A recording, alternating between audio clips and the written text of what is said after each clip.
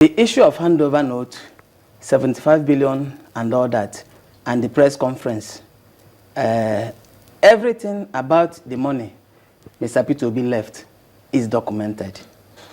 In this case, I prefer we deal with documentary evidence. It's not enough to call a press conference and say certain things. When Mr. Obi handed over power, he organized what was called end of tenure report, and he invited everybody. He went to that forum with the President Governor, His Excellency, Chief Willie Obiano. And there were all the bank managers there. And he read his account, what he is handing over to his predecessor, and he never said 75 billion naira cash. Mr. Obi said 75 billion naira cash and investment is clearly written, and he clarified it on so many fora. So I'm surprised when somebody is saying that he said he left 75 billion naira cash. It was 75 billion naira in cash and investment. And he broke it down. Talking about the cash, as at the time he left office, he invested 26.5 billion naira in 3 banks. He used to buy foreign denominated bonds. Access Bank, Diamond Bank, and Fidelity Bank. And then he said that the state had about 26 billion in local currency. But let me even use this opportunity to tell you that it's even more than that. Because, you know, in accounting, I'm not an accountant, but in accounting, you give room for certain things. The money he left is actually over 37 billion naira in liquid cash. And then 26.5 billion in foreign denominated bond. Others are high-yielding assets. Talking about the money, I have a publication here, which I will show you. Like I said, in matters like this, one has to be mindful of documentary evidence. If you look at this now, this is Fidelity account, Fidelity Bank. The money Anambra State has in Fidelity Bank as at March 17th, 2014. How much is that? Fidelity Bank only, Anambra State has 12 billion 846. That's at March when? March 17th, 2014. The day he handed over. So I have the... March? Yes. Handed over in March, huh? March 17th, yes. Okay. I have the bank, the account number, the account name, the bank, and the amount left. So if you want, I can leave it for you for verification. Then Diamond Bank, the same thing, account name. Oh, just I made a mistake. Fidelity Bank is 19 billion 354 naira. It's Diamond Bank that is 12 billion 846. That's what he left. And you can see it. Account name, account number, the money left. Then you know, we must take into cognizance that these are not notes that people have written. These are not the actual account slips of the state or from the banks, as it were. So some people might raise questions with this. But as you rightly said, I mean, they say you say that you left 75 billion naira in cash and in investment. Over 75. They acknowledge that there were some investments made, but they also say that there was also a huge liability that they had to meet. And the reason why they've come out to clarify what it is that was left is because some people have the impression that, you know, there's one money somewhere that the government is refusing to spend. Do you have a problem with that? Okay, let me quickly round up on the money left and then I'll answer your question. Then the same thing with Enterprise Bank. If this thing were not correct, nobody would have put the account number. Any person can verify. And then talking about signed documents from the bank, let me give you an example. This is Diamond Bank, 17th 17th March 2014, certified, certified by Diamond Bank, signed these accounts. I'm sorry to interrupt you, sir. The total amount of cash which you are trying to refer to, because you also talk about 75 billion naira, over 75 billion naira. So how much, if you're very particular about the cash, because that's why you're reeling out this bank details for us, how much in total would you say that there was in cash left as at the time you handed over, the governor handed over power? 37 billion in local currency, and then 26.5 billion in foreign bonds. 37 billion naira in local currency. Okay, so I'm saying that they dispute that figure. They say they met, that was what it was in their handover note, 9 billion naira cash, 26.5 billion naira in euro investment bonds, in bonds, as it were. So which is about 35, if you were to look at it as to be near cash, there's about 35.5 billion naira in cash, as it were, or near cash, as it were. Do you have a problem with them clarifying to people who think that there is a huge stash of money somewhere, and asking for payment based on that belief? Do you have a problem with them clarifying what their stance is? Well, that's the reason why I said that my boss wasn't happy over the development.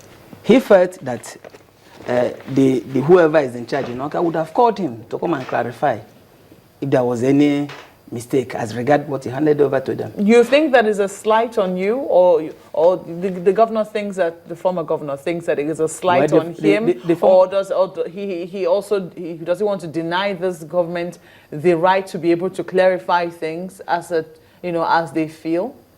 Well, we are all human. We know that every act has its principle. Mm-hmm. If there is a government in power, and if there is any question of dissension, the first thing you have to do, you have to exhaust all reasonable channels. You meet the man. If after the meeting and nothing is settled, you can now go public. It's as simple as that. But then let me. He asked a question. She asked a question. The liabilities, 86. They mentioned 86 billion. The contract. 185 billion. 185, and they said that Mr. P2B paid about over 70 billion and left the rest for them. Let me ask you a simple question, please. Can somebody define what a debt is for us? If somebody comes to you and say that you're owing him or her, what does it mean? What do you think it means? Is it not for, you've not paid him either for services rendered or for whatever he has done for you? Governor P2B awarded contracts. In fact, let me tell you, before he became governor, or when he became governor, previous administrations owned billions in contract. He came on board. He paid all of them. Let me use an example with gratuity and pension. Anambra State was owing over 35 billion before Mr. P2B became governor. He came and liquidated the debt. And then, today, he awarded contracts, and he paid mobilization, and he paid for all the certificates generated. In fact, but before he left office, he was not owing a single contractor. He was even the one who was asking the contractors to. So he had paid the contractors for jobs not yet delivered. What they're calling debt are contracts not delivered yet. But you're saying that the governor was not owing any. No, he was not owing any contractor. He paid for all certificates generated. And that is the principle of contract. If you go to Procurement Act, you will even know that if a governor or if somebody in position of authority pays somebody in advance for work not done, Just let me 1 second. Are certificates not generated after the job's been done? No, it's after the job has been done. So, but the governor, but now you're saying that the former governor paid for all certificates generated. In other words, the jobs had been done. Let me give you an example. No, where the jobs done. Let me explain. If somebody awards 100 kilometers of road, they do it piecemeal. They can't finish the road in a day. So the person doing the job, if assuming he has done 15 kilometers, based on that 15 kilometers, he will now generate a certificate, and he will be paid for job for job already done. So were the contracts completed before Mr. No, the Peter Obi contracts, not all contracts so where were did completed. the incumbent governor go wrong in saying that the former governor left him projects that were accruing to over 70 billion that he needed to take care of? Where did he go wrong in saying that? The figure is not right, but he is wrong in every respect. With due respect to him, as I've tried to explain, the principle of contract is that you pay for what has been done. As at the time P2B left office, he paid for all jobs done. So if he awarded a particular contract and 50% of the job was already done, he paid for that 50%. Let me comment here quickly. You said he was shocked when you put a call through him. Absolutely. Through him, telling him what exactly is happening here in the country. Why was he shocked? What's the relationship between him and the governor at the moment? If you know P2B, in everything he does, he has the interests of Nigeria at heart. He has the interests of Anambra State. Every day you meet him, he keeps telling you that he's praying for Nigeria and for Anambra State and for God to direct the present governor to deliver all the goods for the state and the people of the state. And that defines his relationship. There is a plan to disqualify Peter Obi from contesting the 2027 presidential elections in Nigeria. We need to know, how did they come about this plan? What roles does the Supreme Court of Nigeria, the Independent National Electoral Commission, INEC, and Julius Abure, the controverted Labour Party chairman, what roles do they have to play in this plan to disqualify Peter Obi? And then we'll look at what the way forward is for Peter Obi so that the plan to take back Nigeria is not jeopardized. You're watching Ogaga Theory, and this is your #1 Politox program, where we give you perspectives that helps you to detox from the toxins that have been forced into your system that have cost you bad governance-induced depression that many of you don't know about. But not to worry. Ogaga Theory is here to the rescue, helping you detox and giving you clear direction on what to do to save this country and to make sure that it works for all Nigerians. Let's not forget the fact that we have our Project Eagles going on. Project Eagles is a 7-step safeguard to ensure that the 2027 election is truly transparent, free, and fair. You can participate in Project Eagles. Details are in the description. Now let's get to the meat of today's video. What is this plan to disqualify Peter Obi from contesting the 2027 elections? What is it? How did we get our hands on this plan? Who are those involved in this plan? And what can we do to make sure that the plan that is already failing, because the plan is already failing, what can we do to make sure that it completely and totally fails, such that come 2027, Peter Obi does not only run, but that he is guaranteed to win? Because we need a new Nigeria that works for all Nigerians. What is this plan? How many of you remember the Supreme Court ruling on the situation in Labour Party? Is it possible that the Supreme Court deliberately made that ruling to be ambiguous? Because the ruling now has been interpreted right, left, and center.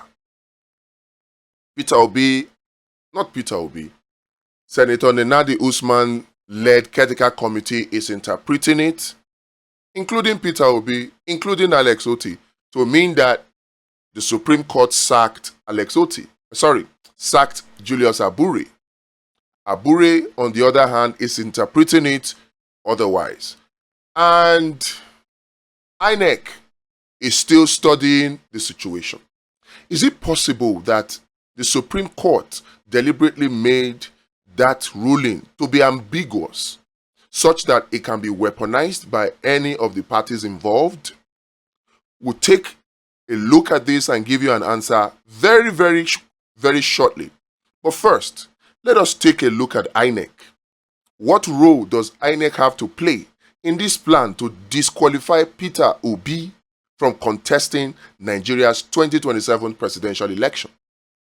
Before the Supreme Court ruling against Julius Abure, depending on where you're standing, INEC has come out to say that the only reason Abure's name is on their website as the recognized chairman of Labour Party is because of court judgment. So, question, if that statement is true, why is it that INEC is taking so long to remove or interpret the Supreme Court judgment in such a way that it removes Abure and recognizes Senator Nenadi Usman-led Caretaker Committee? Or at the least, based on the consent judgment, which INEC is very much part of, call for an all-inclusive Congress such that the Labour Party can be put right back on track. Why has INEC not done this? Okay? Before we answer that, here's another question. Even though it is very clear to Julius Abure that the odds are stacked against him, even though it is very clear that the majority of the members of the Labour Party do not want him to continue as chairman, Abure is still holding on, vowing to fight to finish. What is motivating him to do this? Look at these three key players and then put one and one together and then cast your minds back to what happened in Zamfara way back in 2015 and 2019, even 2023. You remember the tussle for the soul of APC in Zamfara State between then Governor Yari and then Senator Marafa? They've battled and battled like Julius Abure is battling now, until at the end of the day, the Supreme Court disqualified both camps and APC was shortchanged, disqualified from the governorship, the senatorial, the House of Rep. All their candidates disqualified. Now, if you think that what happened in Zamfara was just a one-off incident, the same thing repeated itself in Rivers State when then Governor Rotimi Amechi was battling Magnus Abi. Remember? At the end of the day, both camps were disqualified. They lost out completely, and that paved the way easily for Wike to become governor. Now, take these two together. They say if something happens once, it's an accident. If it happens once, say it's coincidence. But when it happens a third time, then you know that, it has become a pattern. Is it possible that the Supreme Court ruling was deliberately ambiguous, such that it can be weaponized by any of the parties involved?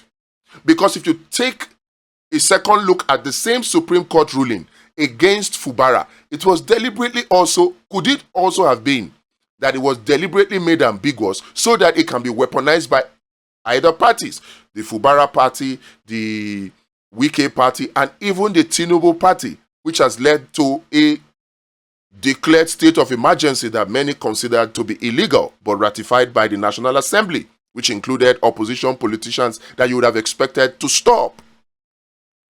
Is the same thing playing out here? Here is the kicker, the trick, the dangerous thing. The same thing is happening. Despite knowing that he doesn't have legitimate grounds to stand, he is still vowing to fight on. I'm talking about Julius Abure now. At the end of the day, INEC that could have taken decisive action but is delaying. Supreme Court that could have made its ruling very clear but made it I don't know, maybe deliberately ambiguous, would then rule and disqualify both parties and say, oh, there's division in there. If they did the same ruling in Zamfara for APC that is ruling, they did the same thing in Rivers for APC that is ruling, what legal grounds can you, Labour Party, possibly stand on when they do the same thing to you? Thereby leaving Peter Obi disqualified from running in the 2027 presidential election. What can Peter Obi do right now in order to safely navigate these political legal landmines that have been laid on his path? It is either a miracle happens and Julius Abure encounters Jesus on his way to Damascus and becomes born again and changes his mind and deliberately gives up this fight and says, okay, fine, Senator Nanadi Usman's led caretaker committee, take over control, let us do things right, let us have an all-inclusive Congress per the consent judgment. Unless that happens, the only other option is for Peter Obi to look for another political party. If not, we'll be here, 2027 will come, he'll be disqualified, and the precedents and antecedents will be there. And all we can do is cry, cry, cry. To be forewarned is to be forearmed. I do not want to be here on social media crying. So what we have been forewarned about, we can avoid. Let us avoid this one. So it's either that miracle happens, or the second option is for Peter Obi to come and join us. And then let's form this, let's grow this abundance party. Let's make it a party for Nigerians. There are reasons why Nigerians should join us on Abundance Party. You can get details in the description.